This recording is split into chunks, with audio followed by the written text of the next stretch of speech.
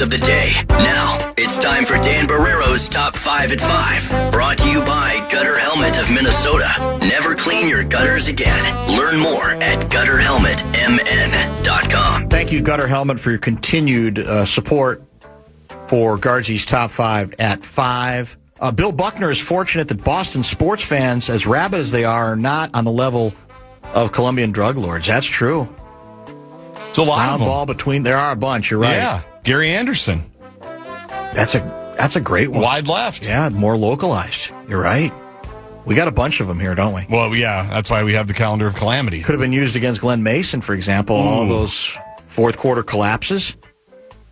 That might not help us get him for another year.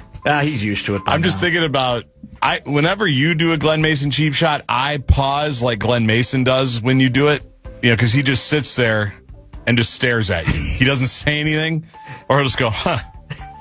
He doesn't really do anything. So that's kind of in my new Glenn Mason one, because that's what I'm used to him doing. Yeah, that's very, very true. Then the Buckner thing, remember, that was a very good bit on Curb Your Enthusiasm. There was a whole... Absolutely. Was it one episode or two? It was in New York.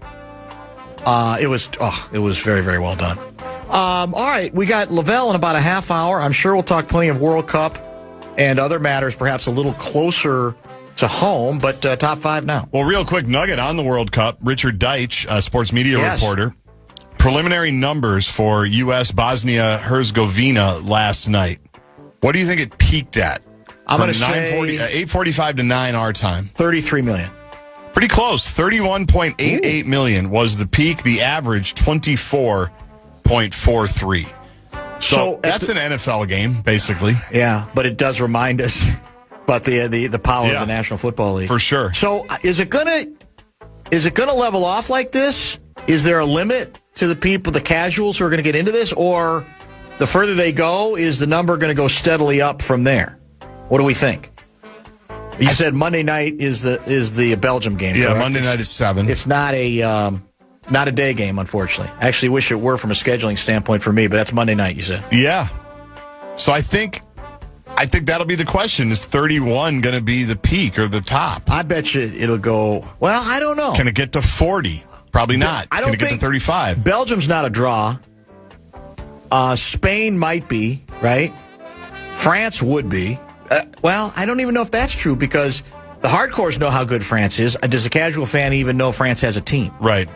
But the casual, yeah, that's true. Or does it matter if you're casual? It's just, I just want to be part of the spectacle, no matter who they're playing. Probably that. Yeah. Probably that. Yeah, I thought it actually might be a little bit higher. 31's pretty big. That's pretty big, yeah. Middle of the summer.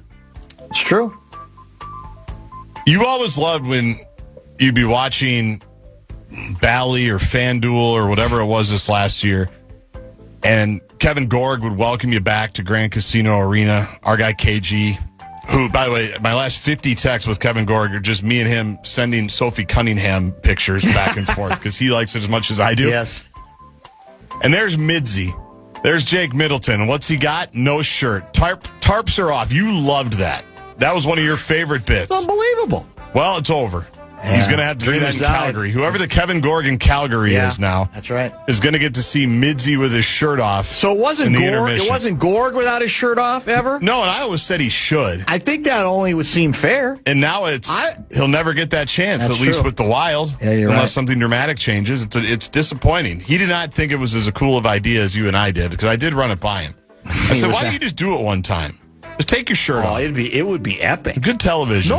Nobody in their right mind should rip it. I mean, no one, they're going to worry about whether you're sculpted or not. It would have been so good. Yeah, it'd be tremendous. All of a sudden, they cut and KG's got his shirt off next to Midzy. Yeah. Jake Middleton, also known for huge, crucial clutch mistakes in the postseason. Wow. Is on his way to Calgary for veterans Blake Coleman. That's a cheap shot. Well, it's also it's fact versus fiction. Yeah, you're right. I'm not saying he's a bad guy. I know he was good in the room. Everybody liked him. We had him on the green carpet show a couple times. Midzy, it was great. But a lot of high-profile mistakes there. Speaking of high-profile mistakes, Blake Coleman and Ali Mata are coming from Calgary to the Minnesota Wild. The Wild also signed former KHL star Maxim Shabadov to a one-year, $1.6 million contract, as Russo wrote and told you about half an hour ago. Mata is Middleton's replacement on the blue line. They also believe that Blake Coleman can play second line left wing, and Shabanov, I need Adam Sandler to say that, has top 6 upside. They also believe that they've got more flexibility, or the remaining flexibility, to go make the Lavelle Neal III big splash move, which could still potentially include Dylan Larkin. It sounds like the Wild believe their best strategy is to wait out competitors, and that in some cases, some of those competitors might be drying up. Now, I don't know if that's what he believes or what they are telling him that they believe. In other words, don't panic, wait the thing out, and we'll get there. It's clear he also believes, Russo, that if it takes the goaltender, he'll trade the goaltender. Even if it's not something allegedly Detroit wants, maybe a 3-team deal, that kind of thing. It almost feels like we've got a complete shift on that Gustafson's coming along well enough, and that if you have to find somebody to fill in early, you'll do it. So, I don't know. It's going to be interesting to see. I mean, I still do, like Louis does, worry about some of the production that we've lost, and we've lost some significant production with the, is he 38 or 39? I can't remember. Zuccarello. I think he's 38. Maybe about to be 39. And so I'm just telling you, like I said yesterday, the hockey people told me he's vital. Now, again, he's not going to play till he's 50, I don't think. It's not a LeBron James situation, so sooner or later you got to get off of that. But have you replaced or can you replace that production, which is a separate issue? But it sounds like we're saying we're willing to hang in, and in the end, we have a hunch we might be the last team standing on Larkin, so we'll see. Hey, that happens sometimes. It does. That's Just true. wait everybody out. Olivia Miles has been named a starter for the WNBA All-Star Game, and she's not alone with the Minnesota Lynx. Nafisa Collier a starter? No, she hasn't played. She could be if she was playing. Natasha Howard, who we had years ago, came back, and now her career is reinvigorated because of the Lynx, because of Olivia Miles. Earns her 3rd All-Star nod and her 1st since 2022. It's the 5th time in franchise history that multiple Lynx players were named All-Star starters, the 1st since 2018. That was Sylvia Fowles and Maya Moore. But the spectacle continues to add to her impressive list of accomplishments. Yeah, that's, I don't think anyone can argue with it. She absolutely has earned that distinction already. And as I mentioned, I don't think she was looking forward to not having Nafisa Collier with her from the start. But that's the story, right? It's not just what she has been able to show at the position. It's, as much as anything, what she's been able to show despite not having the chance to get the ball to one of the best players in the league, right? And I think most people, I'm guessing even members of this front office and the head coach, thought that the first half of this season was just to try to stay above water, just hang in there till we put the band back together and get the whole thing going. And we're seeing something far more dramatic than that, and it's largely been because of her. And the only questions, as I said, the rest of the way is durability. Yep. Staying healthy, which I think she has. Has she missed any games yet this year? Not off the I'll top of my head, yeah. On that. And also just teams obviously loading up, finding more and more ways to try to game plan her. I mean, she's got to be a rookie that they're already game planning for, which is in itself kind of astonishing. But it's all been good. And I'm looking forward to this thing the rest of the way. Because, as I said, she has become one of those spectacles, no pun intended, or maybe pun intended. That is it. In we say a spectacle. Usually we say when a player makes a spectacle of himself, we're actually ripping them. In this case, it's the opposite. And where you feel a little bit disappointed if you forgot a game or you didn't have access to a game. I didn't have Tubi working that day, Tubi, because she's fun to watch and effective. It's not just flash. It's got to lead to baskets, and that's largely what has taken place thus far. Lynx back in action tomorrow night against the New York Liberty. Dorka Juhas and Nafisa Collier will not play. The official game status report came out about an hour ago. They are listed as out. I should say Collier is out. Juhas is questionable, but they both returned to practice this week. We talked about it during the Top 5 at 5. So the band is getting back together. The team is getting healthier. Where did I want to go next? I just had something pulled up. Oh, this is for you. You don't have to worry. Slow-mo, Kyle Anderson has agreed to a 1-year, $3.9 million deal with the Toronto Raptors. This is a Shams bomb from about an hour ago. Anderson will enter his 13th season, providing depth to the Raptors roster. Reunites with his former San Antonio Davey teammate, Kawhi Leonard. So another babysitter gone. Mike Conley already gone to Boston, correct? Yep. Unless he tries to get out of the deal. Somebody did say today, if you are running the Celtics, who is that? The guy who used to be Butler coach? Brad Stevens. Brad Stevens. If you're Brad Stevens and you see me, I got to believe you anticipated some of the negative reaction in Boston. But apparently it's been beyond what anybody could have even predicted. Yeah. The savagery, right? Well, they're bitter with the ownership, too. Have you caught that? Yes, I have. The private equity guys. That's what I wonder. That's what I figured could be the only explanation, even though somebody said, well, the contract they're inheriting is a bad one. I think it goes on for 2 more years. I think it's 1 year in the case of Paul George, and then it's a player option for the year after that, which he'll pick up. Which, yeah, he obviously ain't going to say no. That's over $50 million, as I recall it. What if you're out? You still have an out. What if the out is? I heard your guy Isola talk about this today. You just make sure that the Celtics, Dr. Burns, flunks him on the physical. They bring Paul George in. They go, this knee is not workable. Right. Deal's off. On the other hand, if you do that, then you have the added issue of having to come back to Jalen and say, Jalen. Right. We're good, right? Come on, man. Just kind of kidding around a little bit. No hard feelings, right? The problem is, yeah, exactly. He's already sent a letter of goodbye to Boston. Yes, right? Yeah, and they don't have anywhere else. They don't have anybody else to trade him for. I think that was kind of the concession after they didn't get Giannis. Which is astonishing, but apparently true. The contract is pretty crazy. A lot of it was. I did talk to Johnny about this and others, and I think I've mentioned this elsewhere where this has been written. Did we not talk about this on air? The Celtics, when the Wolves came calling. The Celtics, that several people have reported, said, here's what we want. We want Rudy. We want Randall. Might have even named another player.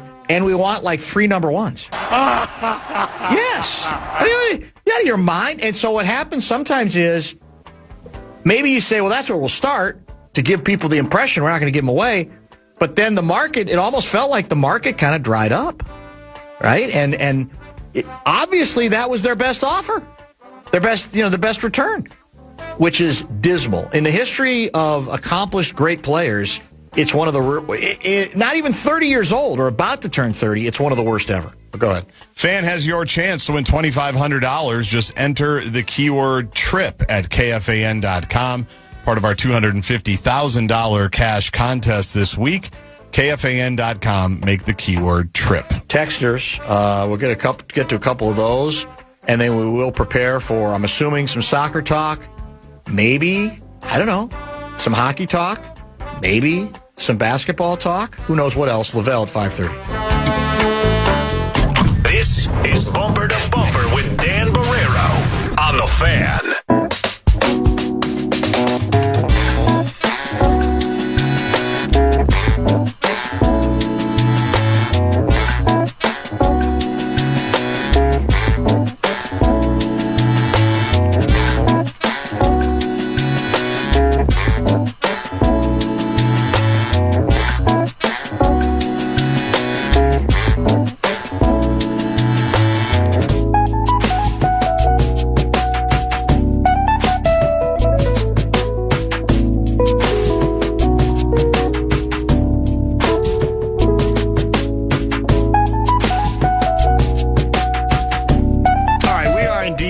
week, as I mentioned, Lavelle will join a day early with the best of scheduled for tomorrow.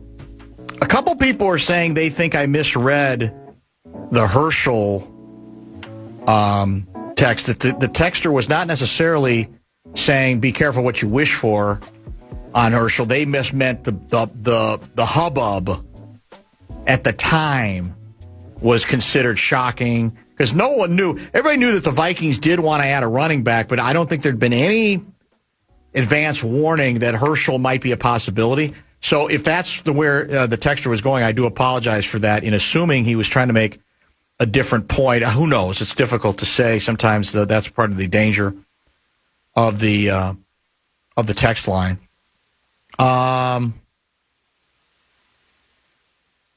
learned over the last week that hardcore soccer fans are bigger gatekeepers than old school ball guys. Imagine the bobsled community getting this mad during the Winter Olympics because once every 4 years people actually pay attention. Think about it. That's from Flip.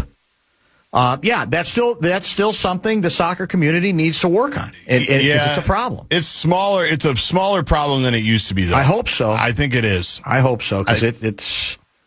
I think it is because I also think there's more. I think they feel a more earnest effort from a lot of other people as well. The casuals coming in, yeah, and so they're foolish, and I think they're even starting to lecture their own community about.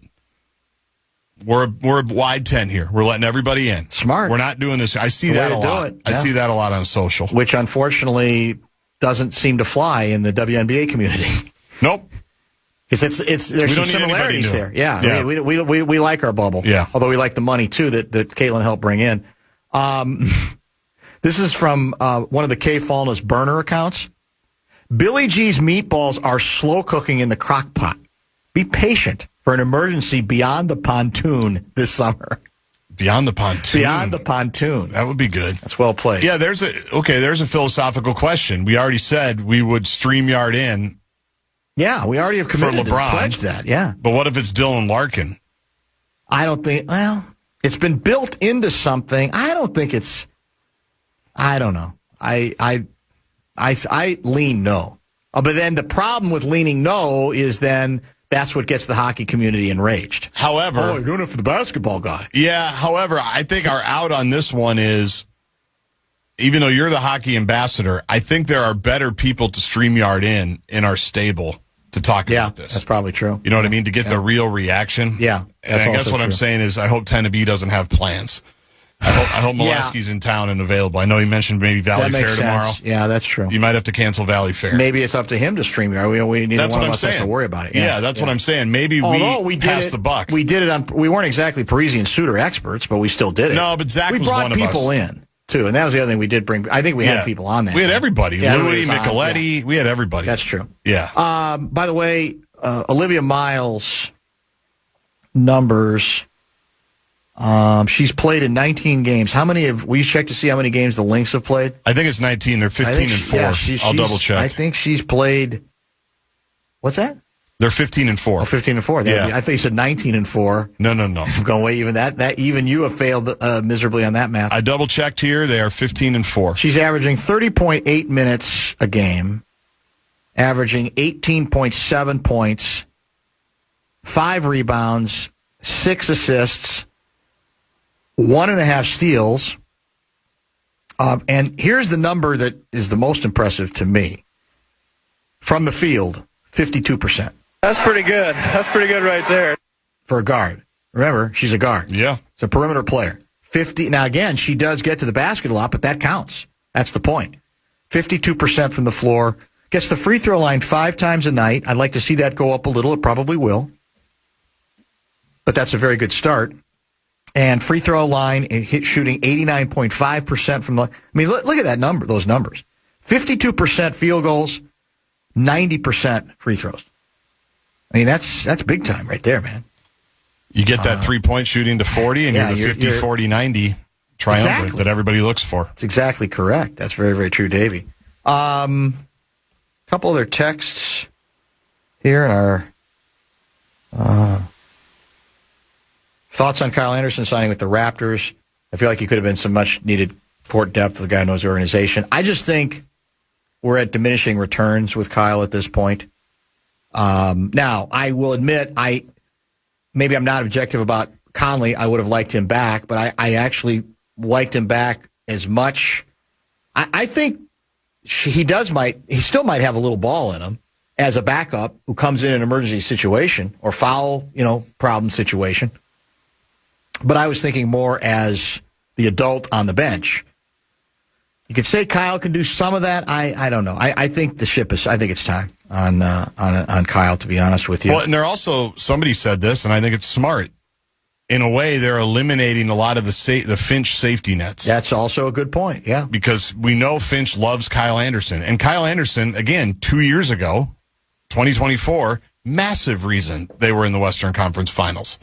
Was a huge, huge factor just in how he did it and moving guys around and just being, after he and Rudy kind of got their dust up all settled, a couple of years after. But Conley's not here anymore. What I like about all of this is that it is, and we talked about this maybe 4 or 5 days ago. It's time. It's time.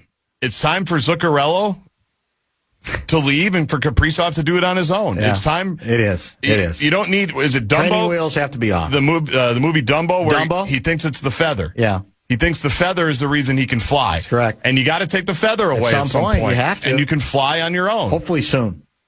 Yeah. Let's go. I tell me if you can see anything from this text from my daughter that indicates she's my daughter.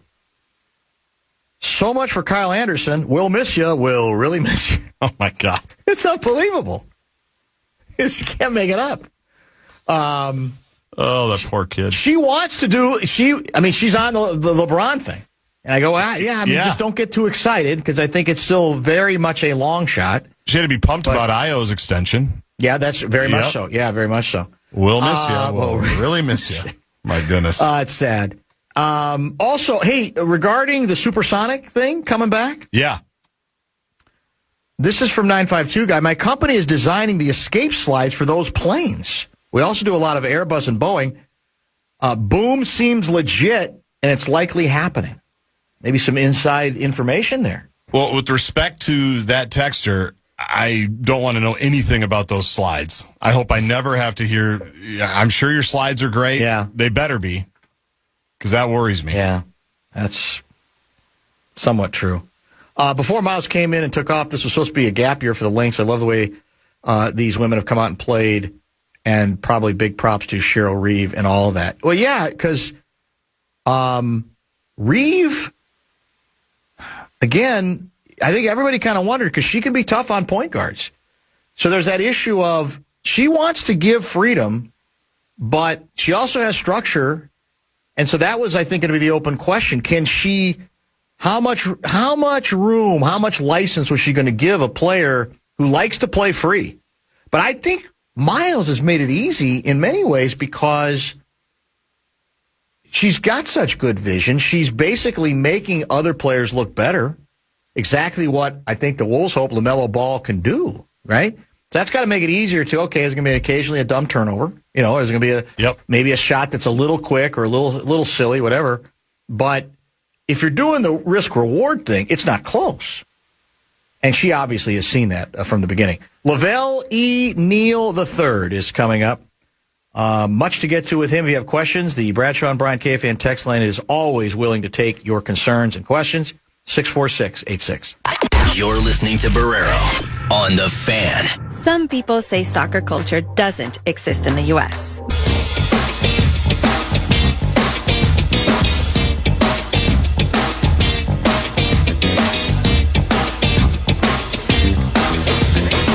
Croatia is coming up soon, right? Is it 6 o'clock our time, Central? And that's the round of 32. And then the third game, which is a late start, I think 9 Central, Switzerland, Algeria. Spain already destroyed Austria 3-0 to advance. And so Spain will play the winner of Portugal and Croatia. So the round of 16, by the way, we're holding off on Lavelle. He needs a little extra time. He might be crafting. So he's going to join us next segment, we hope. 4th of July, noon, actually probably 11 Central. Canada, Morocco. Later that day, Paraguay, France. And then Sunday, July 5, in the round of 16, Brazil, Norway, Mexico, England. Then Monday, as we said, Spain versus to be determined. And Monday night, USA takes on Belgium. By the way, in the case of slow-mo, it's not a bad place to land. Toronto, they're taking a bit of a risk with Kawhi. But Kawhi, again, last year, by his standards, was healthier than usual. And by all accounts, I didn't really see much of the Clippers. But the people I trust basically said he was a top 5 player last year. He was that good. They've got some other nice pieces. So for slow-mo, it might be a chance to be on a team that could go someplace. I'm not saying win the whole thing, but it should work out pretty well for him. Good teams have a spot for slow-mo. Yeah, that's true. He's a good player for a good team because you don't need a ton from him. You can go in there and help, kind of keep things moving if you have some injuries. Speaking of depth, Tyus Jones, Denver Nuggets. Wasn't he? He was with them. He was. Actually played pretty well against us, I thought. I can't believe this is how paranoid I am. I'm convinced if David Adelman would have left him in Game 6. Yeah, you've said that. I'm convinced, just because he was cooking us there for a stretch, and things got a little tight and a little tense, and they could, because he was driving and kicking, and they were hitting shots. Yeah. And then we got smart, and we just decided to let him try to finish at the rim instead of helping off of him. But, man, I still think he's got value. I do. The slides get used 5 to 10 times a year and almost always on the ground with almost no injuries, but they are also capable of being used as a life raft. Good follow-up. The slides, that's important. I appreciate it. You know, you were kind of concerned about that. Does that make you feel any better about the whole concept? I'm glad that like you said, they only get used 5 to 10 times a year. That's, when you think about the thousands of flights that go out every year, that's a good percentage. Did you see this headline? WNBA players rank Caitlin Clark shockingly low in All-Star voting again. The Caitlin Clark snubs have reached a fever pitch. Get it? Oh, I get it. 1 year after fellow WNBA players ranked Clark 9th among guards in All-Star voting, she fell to 11th among her peers in balloting released today. The 24-year-old Fever star was still voted in as a starter for the July 25 game at Chicago's United Center, as she was ranked 2nd among fans and 3rd by the media. 3rd by the media, 11th. Now, again, she's been injured again. The team's not doing great. Right. I don't have any problem that she's not at the top of the list necessarily, but I mean, what do we do? 11th? The players. What do we do? It's the same story. I think I'm honestly rooting. I know Live Golf is failing. I'm hoping the PIF, whatever that fund is that gave all the money. Right. I hope they just start a women's basketball league, and I hope Caitlin Clark goes and plays for it. So here's the way it works in the WNBA All-Star Game. Fan votes count as 50%. Players and media split a 25% share of the ballot. That doesn't make sense. They split. They must mean 25% each. They must, yeah. Because otherwise you only got 75%. We can do that math. Even we can do that math. So she's averaging career highs in points, 21.2, and field goal percentage, 43. So 7 percentage points behind our gal. Funny. Yeah. Did you also happen to see the commentary from, see if I can find it, Courtney Williams? Was this from Dick's yesterday? I don't know, but this is the quote that got my attention. Actually was passed along to us by a friend of the program. And I don't know that I know the context, but here's what she said. Money makes these women go. That's all I'm going to say. I was kind of wondering how these NBA dudes was doing it, but now I completely understand. So, what is she talking about? The implication I think that I got out of it was she's saying now that she's making more money, maybe it draws more attention for the extracurriculars. Extracurriculars. Got the it. way it does. That's how I took it. Interesting. Which is fascinating to me. She's like, hey, more money, this more is problems. working out. Yeah, exactly it. Interesting. Why should it be any different? It's not illegal. I'm sure it's not. But it's classic Courtney, right? I mean, it's just there's no filter. Unfiltered. Yes, exactly. Stud buds. Have the stud buds. I got a kick out of that. Get some. How good was that? As Chuck Foreman once said, you got to have a lot of discipline to live in Miami. That's true. I was kind of wondering how these NBA dudes was doing it. How good is that? It's tremendous. Oh, that's funny. Basically, I think the context was the way how new WNBA salaries have changed the players' lives. So that's brilliant. That's very, very good. So let's go ahead and pause here. Hopefully Lavelle has got whatever writing done that he needs to get done, and then he can join us. Keep the questions coming for him, and we'll go in other directions if for some reason Lavelle decides to blow us off. But he never does, so we expect him next.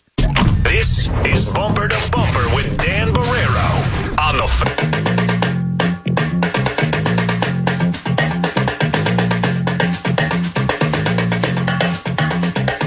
Breaking news with boots on the ground journalism, writes Brandon from Becker. The school supply displays are being built at Target. Summer is over.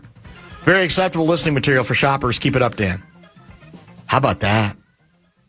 No! State Fair is right. It's going to be here in a blink. State Fair will be here in a blink of the eye. I've already thrown out a couple of feelers. Oh, my God. That's almost depressing. Lavelle Neal III, massive State Fair fan, now joins us. Do you feel like summer is almost over, or is that a little bit terroristic to say?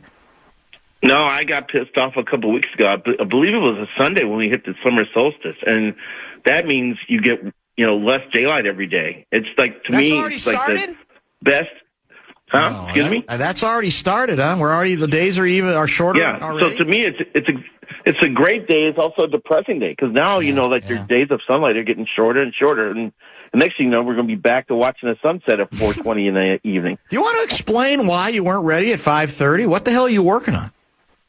I was at the office, and then our relatively new sports editor walked in and wanted to ask me questions. I just could not get out of it. Got into me. My sources say it's a new sheriff in town. That's what I've been told.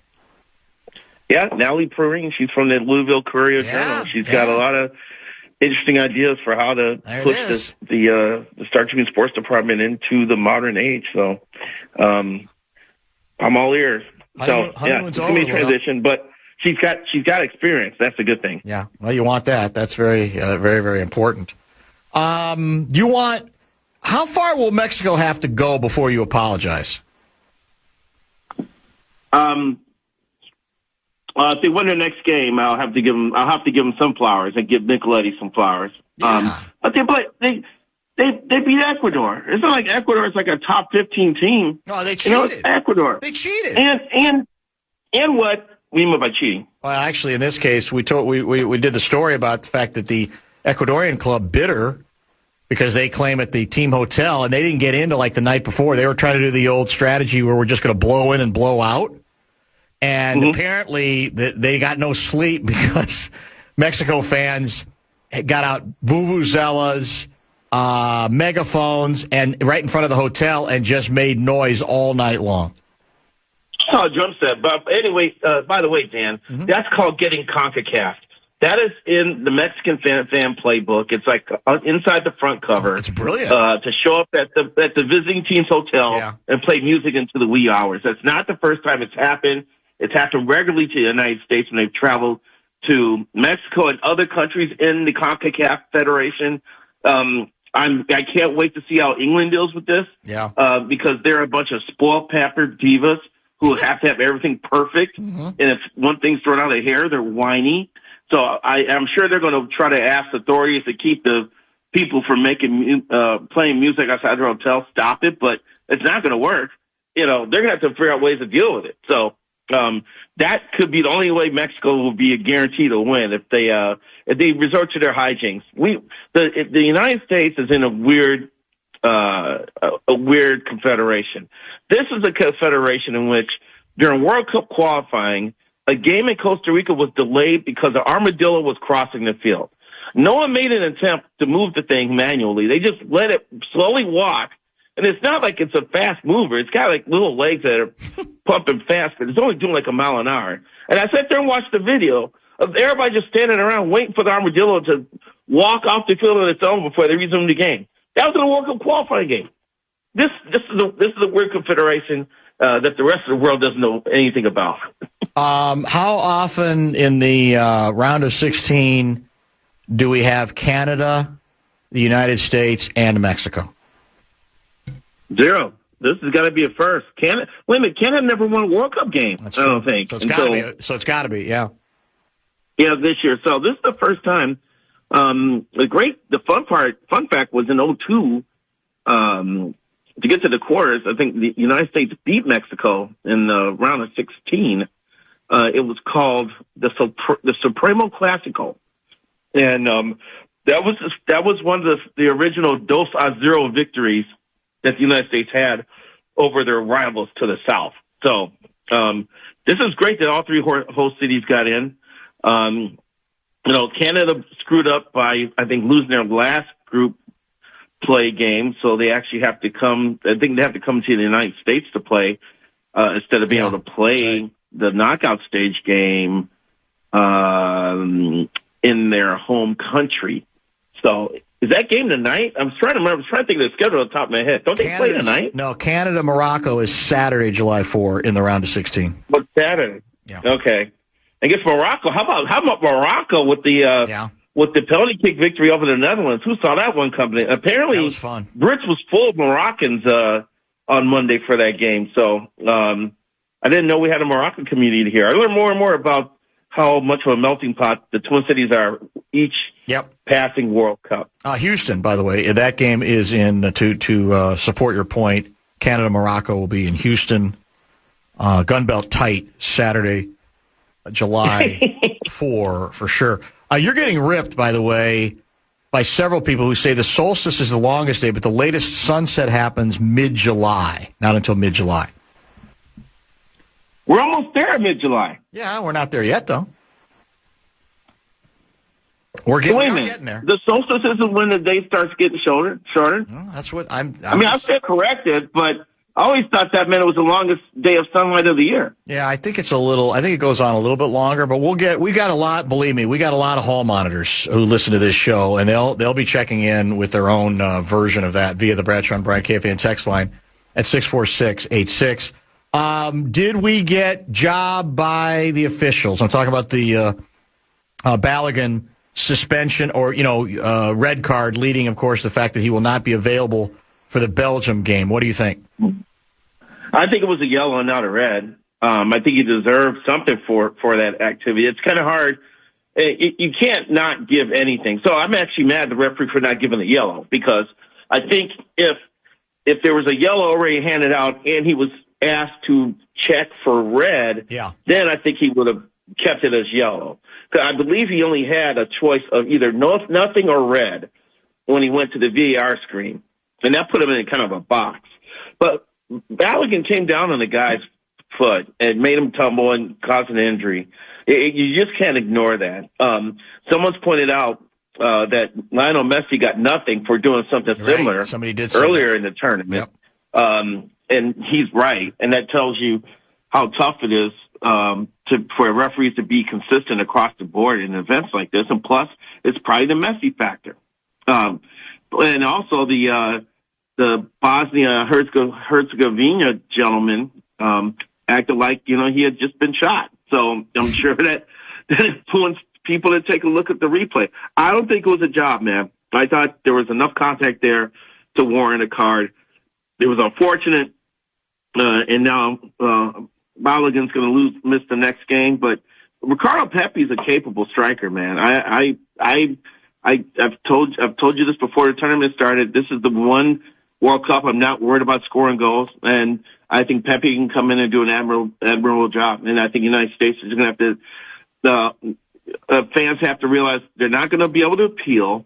Their guy's going to be out, so just get behind Pepe, because I think he can do the job. He has scored a lot of goals in the Dutch league this past year, and he has developed into a fine forward. So he can get the job done. What did you think in general of our performance against Bosnia-Herzegovina? I thought Bosnia at the beginning was a little bit tougher to break down than they tried against Paraguay and Australia.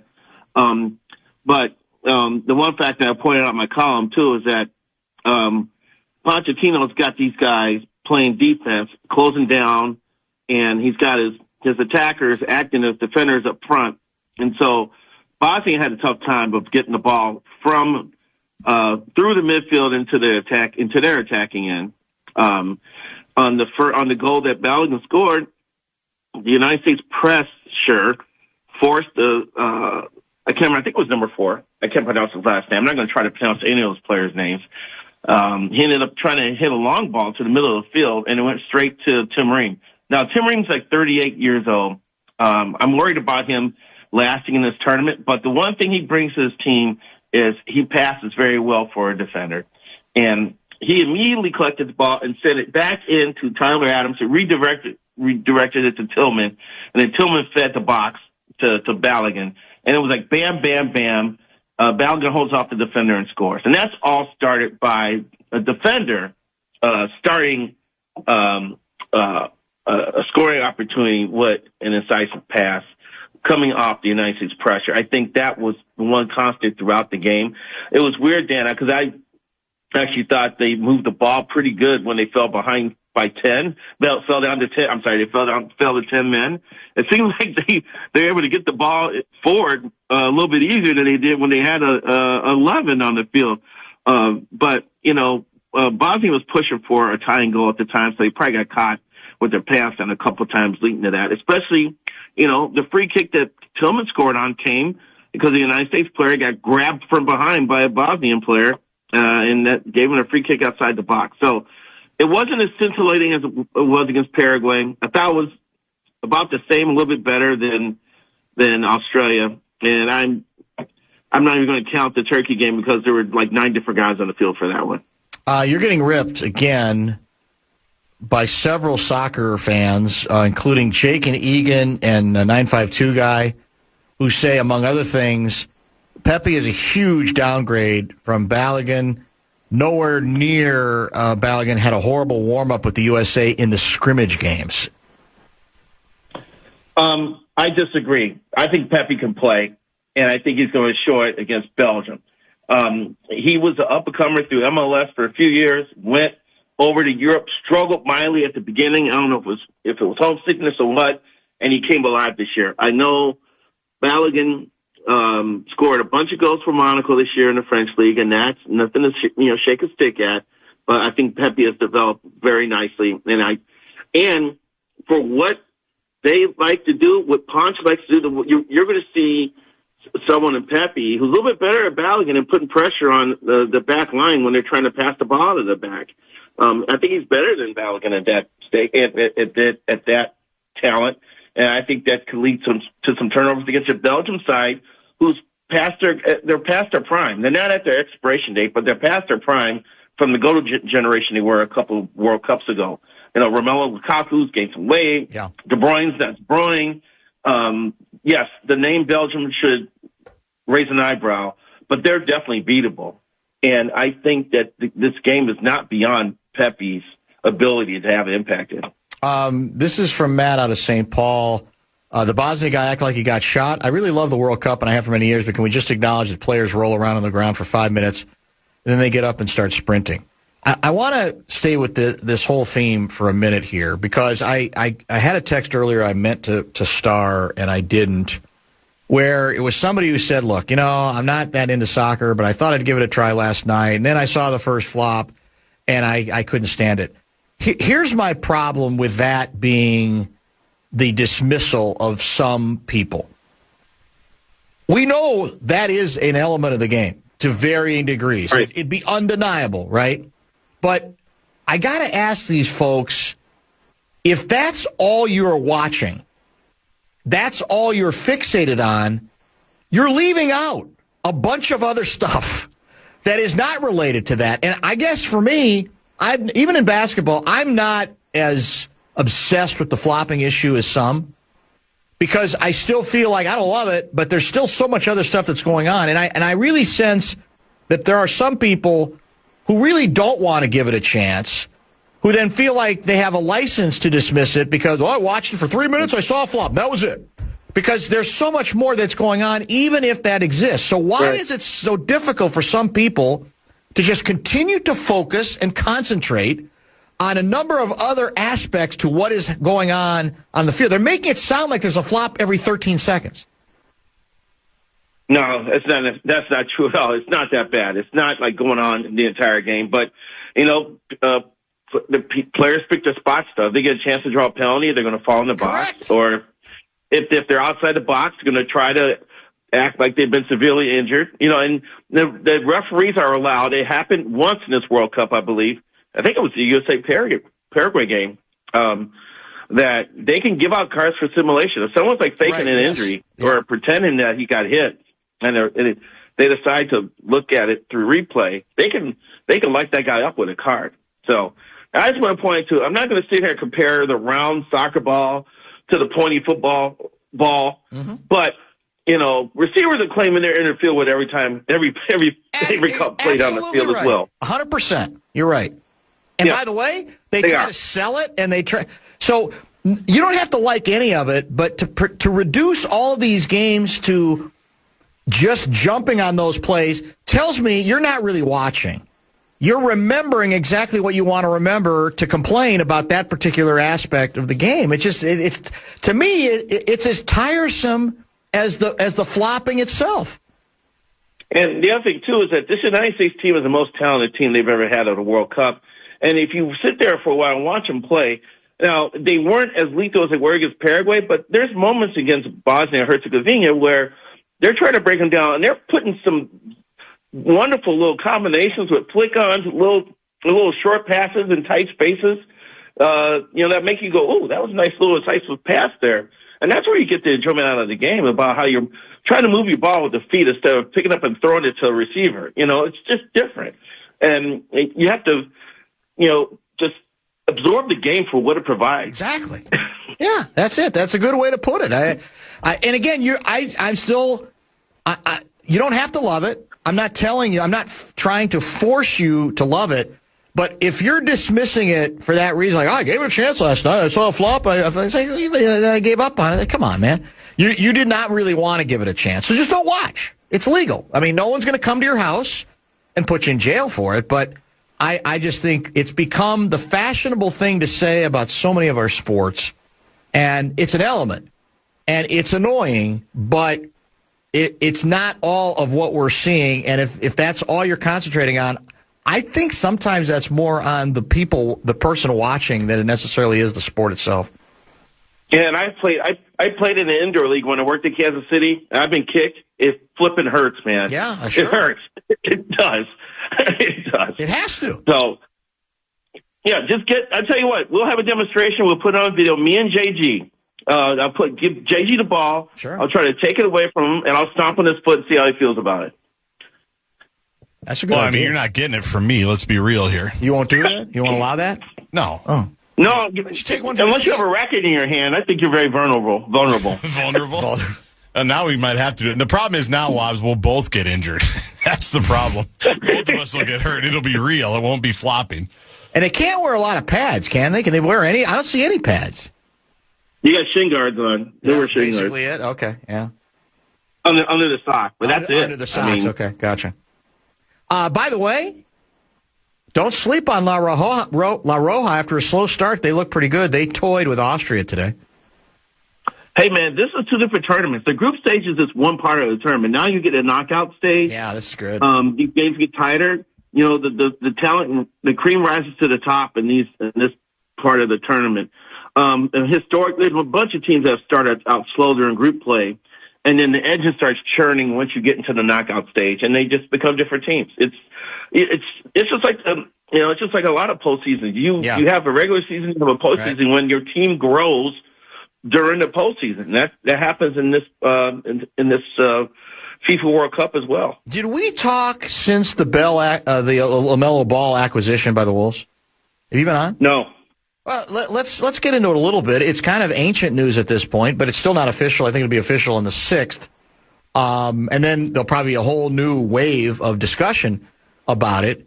Very polarizing, mostly ripped nationally. You like it? Scared of it? Hate it? What do you make of it? I like it. I actually like it because you're getting someone who's not just going to make things easier for Ant. He's going to help everybody on that floor. And he's an elevator in that regard. And that's what the Wolves need. They haven't had a reliable point guard since Ricky Rubio? I mean, I like Mike Conley, but he was teeing off on hole 14 when he got here, and he quickly got the hole 17. So, good luck to him at Boston. And once again, you got to find another weekly guest. It's funny how that happens. But I think he's going to have an impact on Jay McDaniels, Rudy Gobert, who can, with the pick and rolls and the rim running and things like that, because the ball's going to be right there. The ball's going to be right there, and it's going to make things easier for the other four guys on the floor. And there's someone now to make teams pay when Ant's getting blitzed and double teamed. McDaniels knows if he executes the offense properly and cuts to the basket at the right time, there's going to be a ball in his hands, and he's going to have a chance for a jam. He's going to make it easier for everyone, like Olivia Miles has done for the Lynx. She's got Howard going back to the All-Star game. For goodness sake. Yeah. So I think it could work out. Now, is there room downtown for all of his cars? I'm not sure. I hope not.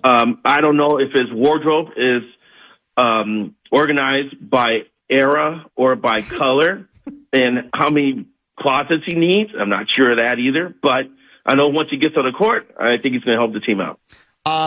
We're very naked front court, though. So it's the comeback is, even if you like what ball represents, and I certainly do as well, are you so naked in the front court that you've just created another problem that also will be very difficult to overcome?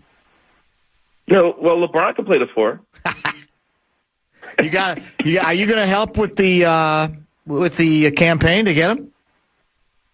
I'm gonna try to give him. I'll give him a membership to the cigar lounge. He can smoke as much as he wants there all day long, as long as it's not marijuana.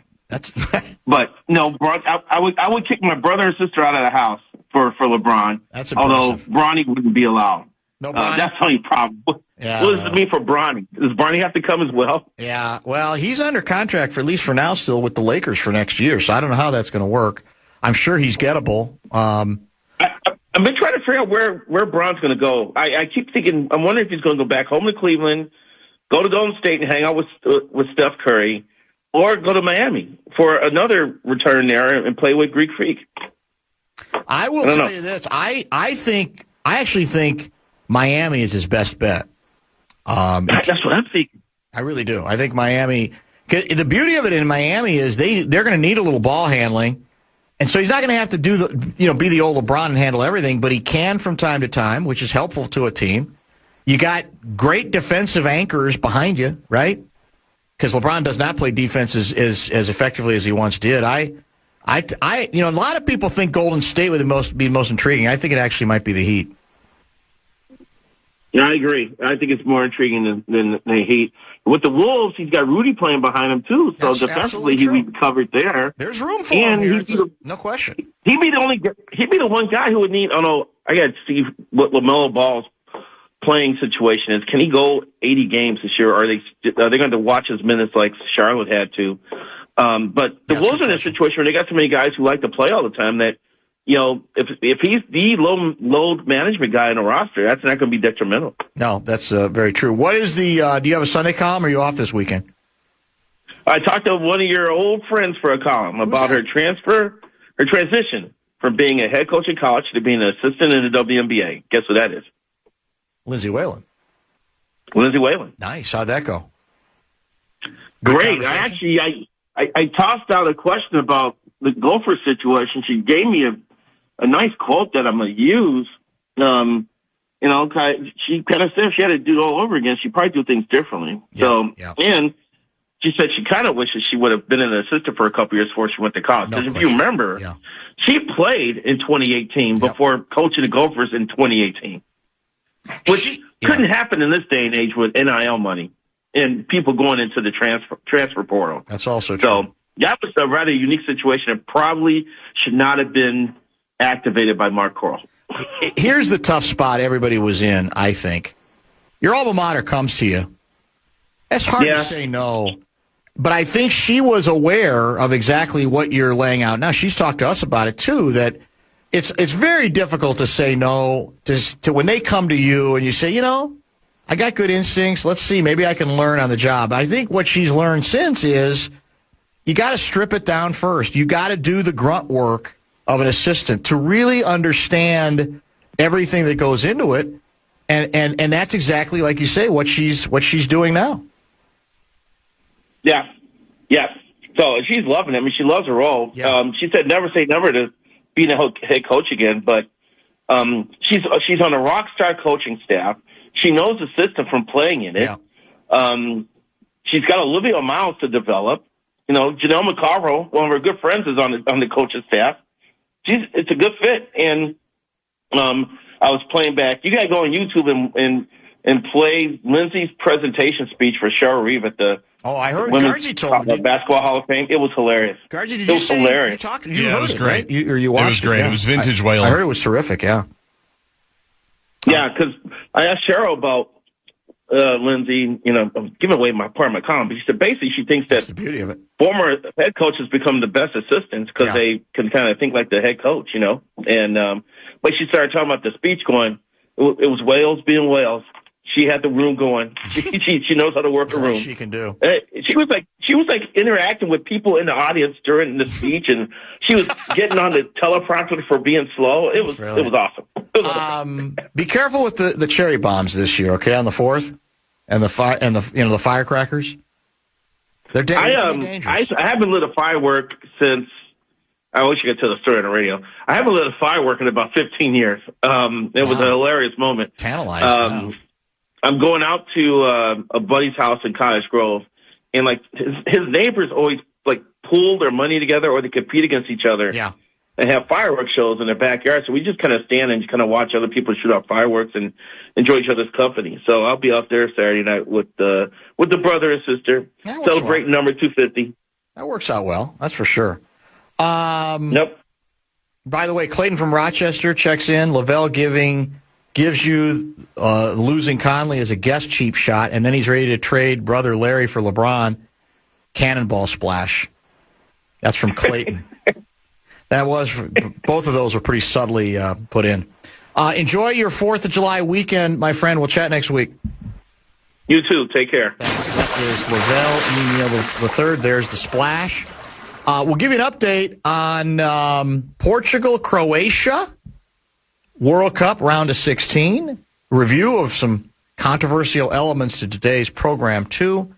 And we will mock and ridicule one of the most tired, overused, boring anti-soccer jokes in history.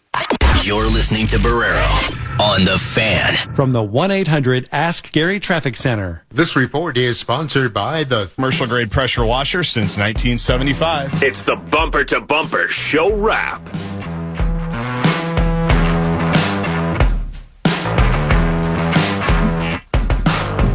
Portugal and Croatia still scoreless about 19 minutes in. I think this is live out of Toronto, Ontario. It's the second of 3 games today. Spain toys with Austria earlier today. I believe that final was 3-0. Tonight's game is Switzerland, Algeria. U.S. back in action on Monday night, right, to advance. You got it. Well, it would be to advance to the Elite Eight, right? Sure would. A round of 16 game. Yeah. That would be massive. That's, of course, against Belgium. Thank you to Lavelle, who joined late. And thank you to the Inbox contributors who came through early. And thank you to Russo Radio, who came through in the middle of the program. A good hockey nuggets from him, as usual, between 4 and 4:30 tonight. Do we go into soccer coverage tonight on the Fan, or that's only when the U.S. performs? I think the answer to both of those is no. Okay. We're going to Fan on Demand on the air. We have soccer tomorrow. Oh, okay. Starting at 4:30. Pregame show tomorrow at 4:30. We have a 90-minute best of bumper to bumper, and then back-to-back World Cup matches. A lot of good World Cup conversation late with Lavelle, early in the show regarding the U.S.'s victory over Bosnia and Herzegovina and the controversy over the red card that makes one of the top players on the team, Balogun, unavailable for the next round game on Monday night. You said tomorrow we're picking up coverage at 5? Yes, Argentina, Cape Verde, and Colombia and Ghana. Back-to-back matches. Okay, that's all good stuff, too. After the Sarah-Spain replay for Best of July 4th. We can never play it enough. There's no question about that. It was great. We can never, ever play it enough. How quickly, by the way, a new team has entered, allegedly, the LeBron sweepstakes. Is that right? The New York Knickerbockers. Why? You can, if what's that cliche? You can never have enough? That, or if you have to constantly move forward. If you're standing still, you're actually losing ground. Something to that effect. Well, I saw Mitchell Robinson's gone, right? Yeah, he's leaving. He went to Boston. LeBron could be the backup 5. I heard 2 other teams. It's gotten kind of silly because I don't know that any of it means anything. But for whatever reason, well, I think it's all drama. LeBron's guys they're milking it because they're saying we're not ruling anybody. Bring all your ideas to us. All the teams that want to, and we haven't yet eliminated any of them. I think the betting money is still Golden State, Miami, or Cleveland. But I don't know. Denver's in the mix now, allegedly. They've expressed interest. That'd be interesting. That'd be fascinating, right? So, it doesn't sound like it's going to end quickly. I think he's going to milk it. Yeah, he's LeBron. Yeah, I mean, I think he's enjoying this whole. There's no question. If he does it the other way, and I guess I'm still stunned that he said no to the Lakers, or I don't even think he ever gave the Lakers an audience. But I don't think it's any accident that he's playing it out this way. I think he loves the speculation. He loves, like I said, the story today out of New York. Yep. Was the Knicks. Every tweet that he puts out. Don't sleep on the Knicks. You never know. By the way, when's the big wedding? Taylor Swift's? Yeah. It's this weekend. It's this weekend, but now the rumor is they're already married, and this is just a big party. That wouldn't shock you, would it? No, none of it shocks me. You know what did shock me?